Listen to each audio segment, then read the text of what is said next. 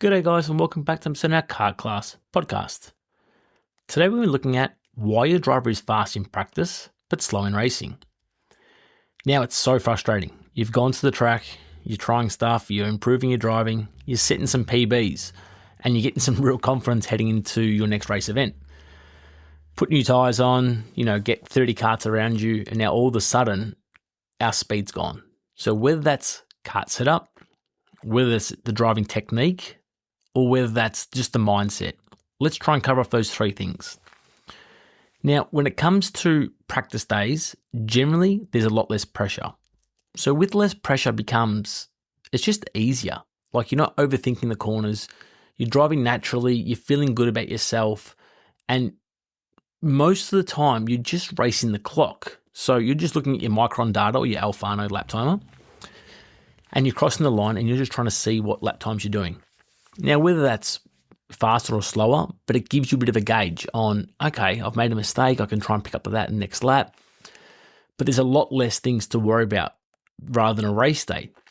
When you've got a race day and you've got 28 kids or 30 kids, even 10 kids that want to basically take your position on the track, it's a lot harder to remember those marks. And also because you might be caught up in, a train of karts, it's hard to actually drive as fast as what you potentially can. So how can we try and overcome that? Now, when it comes to race day, we still want to try and hit your marks that work for you. So if someone's holding you up in that particular part of the track, well, then we know that that's a great opportunity to try and, overtake in those zones. Because if we're getting held up in a spot that we're fast, then we're not using our full potential.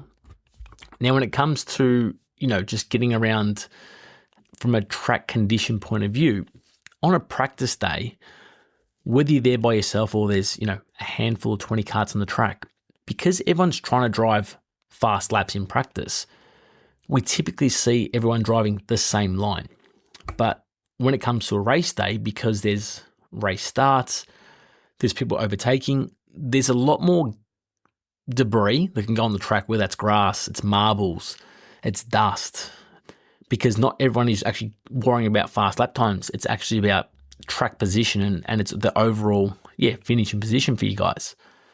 So it's hard to always be fast on a race day because of those situations. Now, we might be following a different class that has a different tyre compound.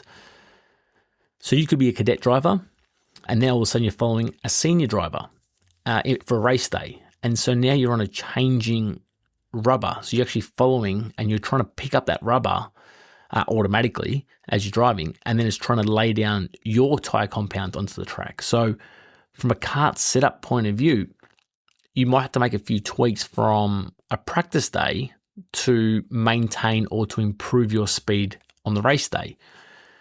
And typically we see a lot of people that dial in their karts for a practice day, but again, as we're just saying, that things do change. So it's a good idea to leave a practice day with the kart being a little on edge. We want the kart to be a little bit slippery so that if we're not driving on brand new tyres on a practice day, is that when we go to a race day and we potentially are driving on new tyres, that we've got some scope to move. If the kart feels perfect on a practice day, then we go and put new tyres on with more rubber on the track, then all of a sudden it could be too overgripped. So even though our driving is just as good and we're not getting held up and we're in a good track position, we're getting a good slipstream, the kart setup itself is what's holding us back compared to our racecraft and getting held up behind slower drivers. That could be getting us slower lap times because of our racecraft and our track position. Now, also what I want to try and touch base on is for a race day point of view, focus on lap times, because obviously the faster you are, it gives you more opportunities to overtake and to be at the front of the field. But racing is about beating your competition.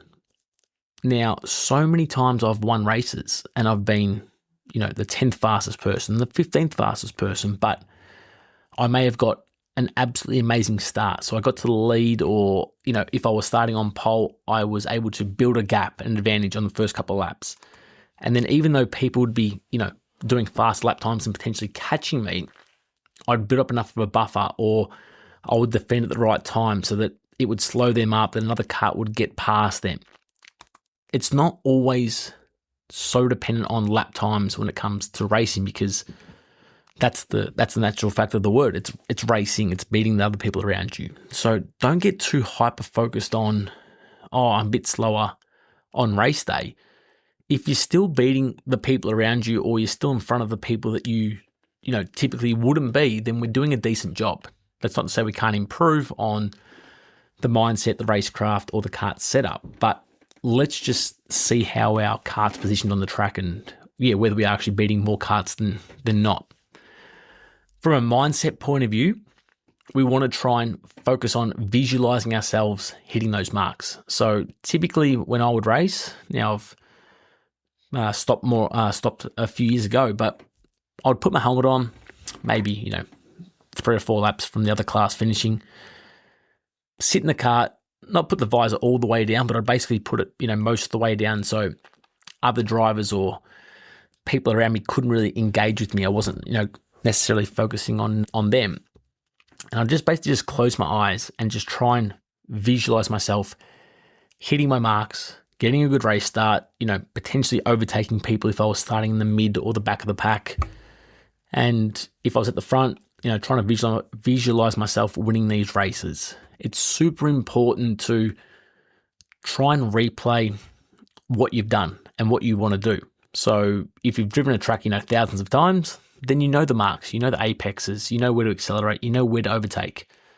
So just try and replay that a few times so that before the race comes, you're in a good headspace. You're feeling really confident that you can pull off that move. You can, get a good race start. You can miss the accidents. You know where to position the kart if you have to defend. So that's from a mindset point of view. And as I said, with the setup of the kart, make sure that it's close, but it's not perfect on a practice day, because they're the days that have generally less rubber, older compound tyres. And if you're the only one out there, you just keep laying that same rubber on the same line over and over and over. That can sometimes fudge why your lap times are faster. Because on race day, there's karts that are, over defending, so they're bringing marbles on the track. The kart in front of you's dropped the wheels, there's a bit of grass or a bit of dust, that's on the track in front of you. You can't corner as fast. And from a kart setup point of view, is making little tweaks to the kart depending on the temperature, the track, the karts and the class that you're following from the previous race to see how it's going to affect your performance. Get the mindset, get the driving, get the kart set up right, and even if you're not quite as fast as your practice day, look at it from a racing position point of view. Because as I just mentioned, I've won plenty of races from not being the fastest go-kart, but being a better racer and a racing driver with craft, with technique, and with the mindset has actually propelled me in a lot more instances rather than worrying about one particular fastest lap. So that's it on, how to basically get some faster or just better track position when it comes to a race day, because sometimes when it comes to your practicing days, you can set these unrealistic times because there's no one there, you're laying your own rubber down. But that's not the way we go racing, unless you're doing, hill climb or something like that. Racing is about literally just beating the people around you, no matter the lap times. Hope you've enjoyed this episode in our Kart Class podcast. If you can, give it a like or share it around to a couple of mates, that would be much appreciated. And as we try and help out more of the karting community out. Until next time, I appreciate you tuning in, and we'll speak to you guys soon. Cheers.